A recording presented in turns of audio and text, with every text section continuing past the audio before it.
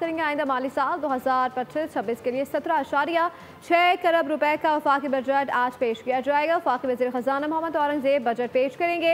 इजलास स्पीकर रियाज सादिक की ज़ेर सदारत होगा। वफाकी आइंदा माली साल आमदन 19.3 ट्रिलियन तक रहने की तवक्को है। ज़राए वज़ारत ख़जाना के मुताबिक FBR 14.1 ट्रिलियन रुपए टैक्स आमदन से 57% तक सूबों को मुंतकिल होंगे। सूबों को तकरीबन 8.3 ट्रिलियन के लगभग NFC के दिए जाएंगे। ज़राए के मुताबिक आइंदा माली साल के दौरान 6,500 अरब रुपए के लगभग बजट खसारा होगा। बजट में कर्जों पर सूद की अदायगी के लिए 8.5 ट्रिलियन रुपए तक खर्च करने का तखमीना लगाया गया है। आइंदा माली साल सालाना तरक्याती प्रोग्राम पर विफाक 1 ट्रिलियन रुपए खर्च करेगा। माली साल 2025-26 के दौरान करंट अकाउंट खसारा GDP का 0.5% होगा। आइंदा माली साल के लिए करंट अकाउंट खसारा $2.1 अरब मुख्तस किया गया है।